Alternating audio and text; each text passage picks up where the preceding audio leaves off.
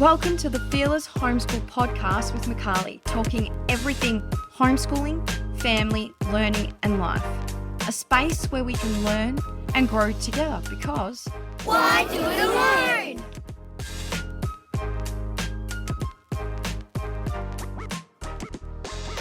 Welcome back to part 2 of my chat with Patricia.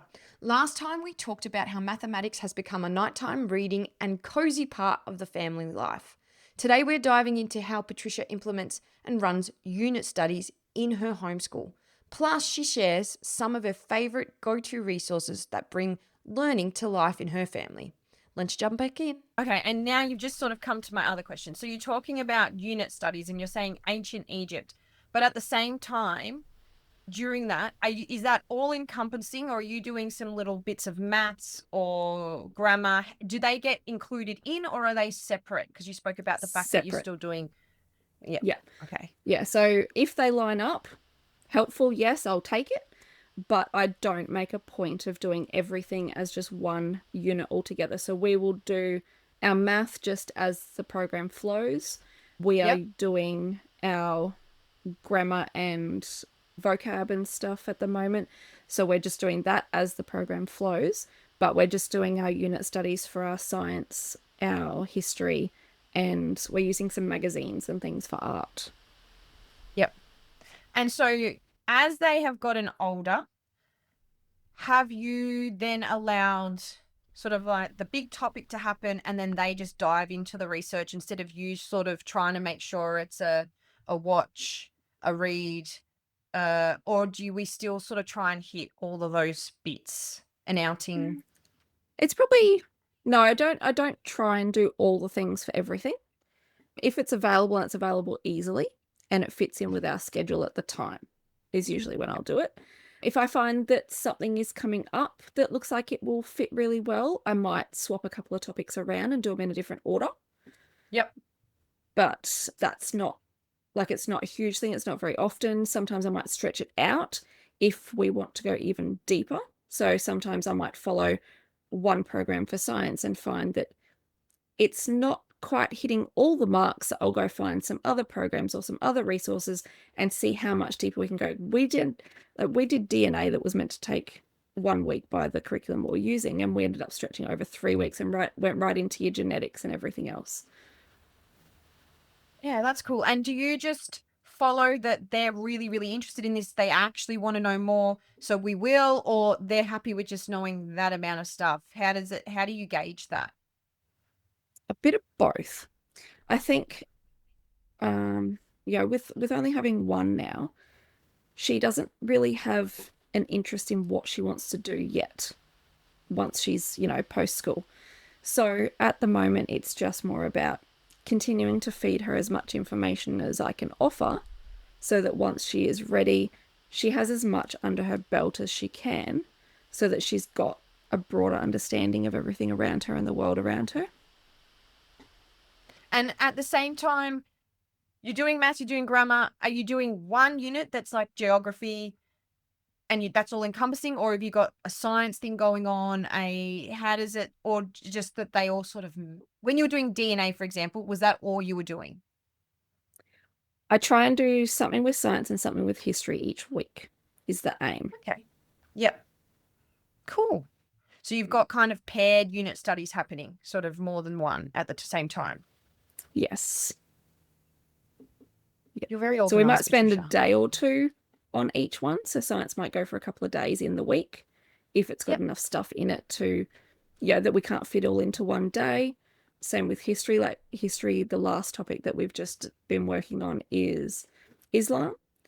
And that's had a lot of stuff to go over. I mean, the books that we've got have one view. And then I've also reached out to a Muslim friend who's given me more information and other things from a Muslim perspective so that we can see and compare and see if that's showing anything different and showing their beliefs from that side of things. You ever come back to topics once the kids are older so that you can dive deeper? Sometimes, yes. If they ask, yes. But usually it might be if it comes up in something else. It'll be more like, Okay. oh, do you remember? And we'll discuss that. And then if I see that they don't have all of it, we might add in some more stuff at that point. You actually touched on the next question I had for you too, was when you're talking about unit studies and you said we will spend 2 days on science. When you're doing unit studies, how does that flow in terms of the time within the day? How much are you doing in a day?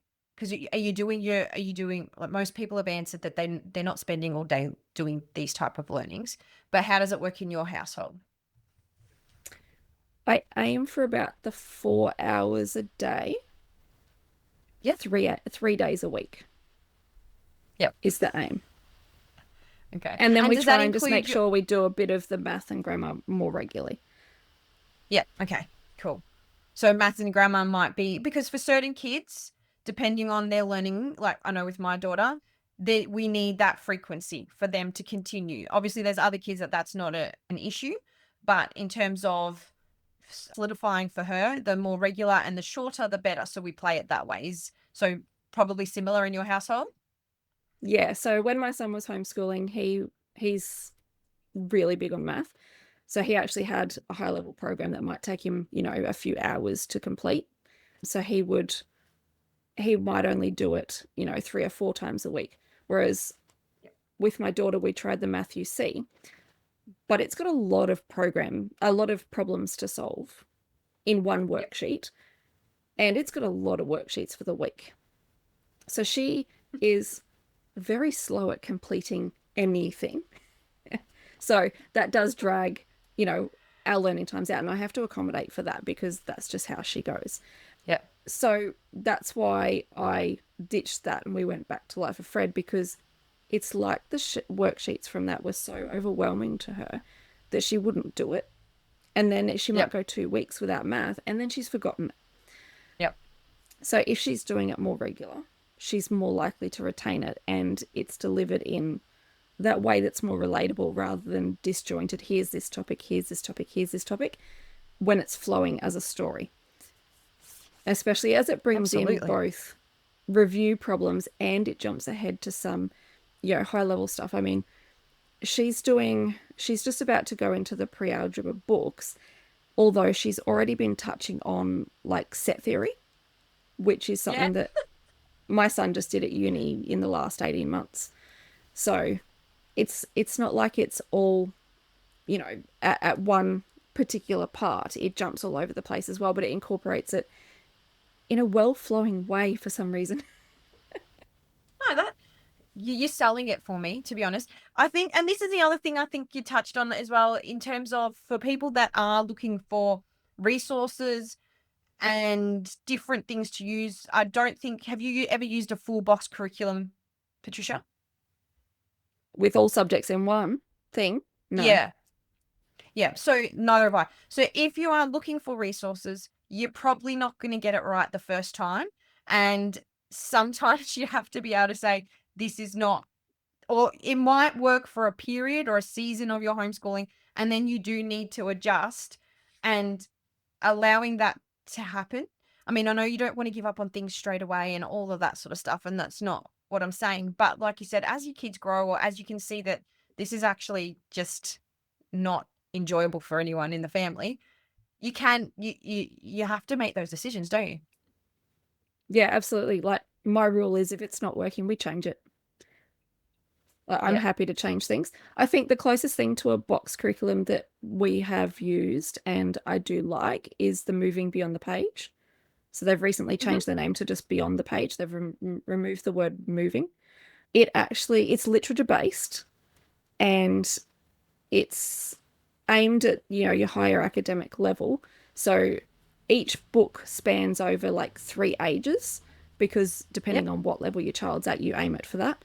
And they have ones that incorporate literature, geography, science, history, social studies. Like, it's all encompassing except math. They do have math books now too, so they have started on that, but like it's too late for us to try them. They're starting at the grades that are too low for us at the moment. And we like Life of Fred anyway. So I actually have quite a few of their books that we use as well, and that's part of our unit studies that we do. Absolutely loved the, what was it, the Einstein one that we did with them. So it was about a biography on Einstein, and it went over all that, and it incorporates all different activities. So it incorporates some grammar, it incorporates your research, it does so much stuff. And we actually turned it into a lap book, the end project. And I used that lap book as one of my samples, joint with both my kids working on it. And in the sample, I just kind of noted which kid did which parts and what they learnt from it. That's so cool. And I think you'll find that with a lot of things. I feel like maths eventually becomes its own, as much as there's maths in stuff, depending on what level and what you're trying to support your child to achieve, it does become its own thing a lot of the time. And that's okay. My daughter actually said, can you please stop trying to show me that there's maths in the art I'm doing, because I just want to enjoy my art. And I was like, no worries. She told me I would prefer that we just do maths and I don't have to think about it after we've done it. And I was like, okay, cool. I had to Meanwhile, push back away that. Meanwhile, my daughter did not want to do math at one point. That I actually bought this book that was called This Is Not a Math Book, and it's doing art that incorporates. I think for my daughter, art is her meditative, imaginative, creative place. And and not that maths isn't, I am a maths teacher, so I know maths is very creative and very imaginative, but she was like, don't ruin this for me. Let this be my meditation. As your kids got older into teen years, and you've sort of been speaking about this already, other than maybe the period of time you spent on it or the length of time, did much change for you in the way you approached, the unit studies and learning? Not so much. I think it was just hard when we went down to just one child homeschooling. And normally I was doing classes and things as well. So I would have, a group of 8 to 10 kids that might do a unit study with us, so that we had that discussion options and things. So we did lose that for a little while. I do have one that I'm tutoring that comes over that we definitely do science with, and sometimes history as well. So we're just starting to pick up that as just 1-to-2 ratio. But I do like the classes. I just haven't had the energy to keep that up just yet. But we used to do like full artist studies as classes that my kids would go to, and these would be, an hour and a half long, where we would study an entire artist, their whole life, look at like how their lifestyle and what they were doing was incorporated into their art, and then we would go and produce a piece of artwork using their styles to inspire us. And we did that like once a week for a good, I think, 6 months or more. And I had to split it over 2 groups because I ended up with like over 30 children attending. And how much for parents? Because I think as well, I am someone who sort of likes to get these group stuff going as well. So we at the moment have a Wednesday learning group, and we're actually just using Letters from Afar as our basis. I don't know if you've ever heard about that resource, and that'll be in the DIY summit. I'm actually going to unpack how we as a learning group have used that one resource for our learning group. But how much effort went into that for you to create those? Because I think as well, sometimes we need to understand, if we want to create those opportunities for our kids, it has to come from us. I think the easiest way I find it is, once I finish our stuff for that day that we've just done, I go straight into that night as my homework to pull the next one together, so that I can make my list, I can do my plan. Otherwise, I really struggle to fit it in any other time of the week. And doing it last minute is crazy. It's just crazy talk. So I find if I sit down and I plan it, I might spend a couple of hours trying to pull it all together, make sure I list out, like I might not print any resources that I need straight away, but I'll write down the page numbers that I need of what stuff. I will save any images into a folder in my laptop, and I'll know that they're all just there, that I can just grab them and print the day before and be ready. But definitely like a good few hours, and I would start setting up anywhere from 30 minutes to an hour before it began on the day. Yeah. So it takes a bit of effort, but I'm assuming the kids loved it. Definitely.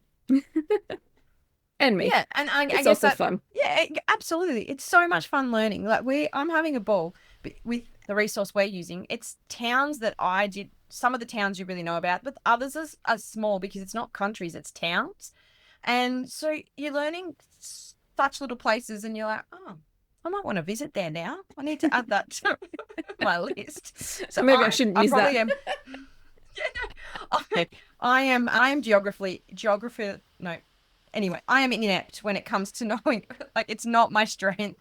So I'm actually probably learning more than some of these kids, to be honest with you. The last thing, pros and cons. So I think you've just said it's a bit harder when it's just one-on-one, the unit studies, because you want that discussion. But are there any other pros and cons that you've found? So I think the pros is that we can go deep into a lot of topics, and we can explore a lot of topics that they may not cover in school or may not cover well in school, especially once you get to your high school.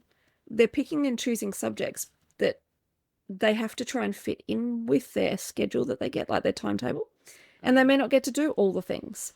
So in the unit studies, we can cover all the topics of science, and we've been over most of them already once, and now we're going over them again, just deeper this time.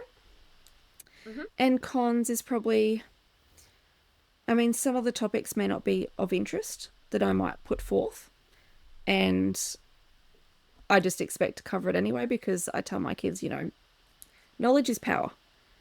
Don't just disregard it. We're not just going to skip over it. And that was especially harder when it was both of them, and we would sit down and we would go, okay, you each pick a topic that you want to do, and I would pick a topic too, and we would have 3 topics. So one child may not like the other 2 topics that we do. They may only like 1/3 of the learning. But they were just expected to participate in it anyway, because it was still good to know, even if it wasn't a personal interest. And I had to really instill that value into it, that not everything is going to be something that you want, but you might need it later, or it might be something good to know, or it might be something interesting that you just didn't think of because you didn't know it. Yeah. So you didn't know that you might like it. Yeah. And also, I don't use the term child-led learning a lot, because for us, we learn as a family. And I feel like that's what you've actually just sort of stipulated. As a family, we're learning, and there's things that we're going to do together, and we're going to support the other people in our family because that's of interest to them right now. And sometimes it's a hard task to get them started, and we're younger than where you're at. But once they're started, they actually really usually enjoy what another person wants to learn. But yeah, we've come from that place similar to you all the time, that this is not just what you want to learn. This is about, as a family, what do we want to learn? Yeah. I mean, we have often had separate interest time as well, where they can explore the stuff that they personally want to do, that I really know that the other one is not going to be for. Because I've got one that is, IT everything, and one that is, you want me to do that on a screen, but I just want paper. So, when it's come to things like IT for that child, we will do it separately most of the time, and it's not something that I expect my daughter to do. Same as I don't expect my son to learn, how to make a coffee on a barista machine or anything, or how to learn to crochet, because I know that it's completely not of his interest and it's going to be of no use to him. He has, it's not going to be beneficial to anything he's going to do, and not going to be something he'll use in his future. No, but in that 3 or 4 hours, 3 times a week, we can all support each other and learn something together. Yeah, that's the same with us. Our afternoons are usually, what's the goal that you want to do, or just go. They go read. Like I said, we're only 8, our youngest. So the magnet tiles have been out all week. The magnetic tiles have been out all weekend. We've had 50 different ball run styles, and we've had castles and stuff, and they've just been out. Mhm. And that's because that's what he's wanted to do in the afternoon. But in the morning, we've done our other little bits, and there's an expectation that, if sister wants to do this, we'll learn this because you're going to learn that as well. Yeah, so I think that's how we got into a lot of the artist studies and that too, because my daughter likes to draw and likes art. So Yeah. both kids did artist studies because it was, it was valuable. It was valuable to both of them, where it had study about, people in our history and what they can go see and what's actually influenced other things in our world, all that type of thing. And they're interesting humans. Let's be honest. It's like the mathematicians. They're interesting human beings when you start learning about their lives. You realize how many people have these little quirks. And there was a lot, especially in the mathematician world. We do a history topic in one of my classes. We'd add it in when I was teaching maths, and the kids just would look at me at the end and go, "Miss, these people were crazy." Like they had a lot. Like it could have been a drama on TV. Some of the lives that these mathematicians led. So I can totally understand wanting to do that. Books, you've kind of explained some books and resources that you use, but is there any others that you would suggest people really look at if they're thinking about unit studies or any of the other things you've spoken about?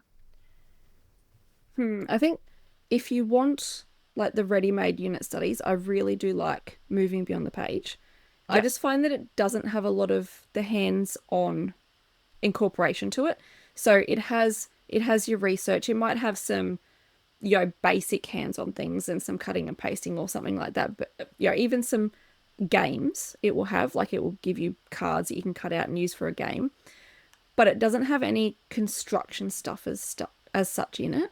So we do add that in still. Most of the others I use might just be a book that we read, like the Human Odyssey that we're using for history. And it's literally just, here's a chapter of information. And it has some maps about what's going on in that period and that space. And sometimes a story will be in at the end of the chapter, and we just throw in everything else. So we will actually print off a map and we will look at it. We'll find it on the globe.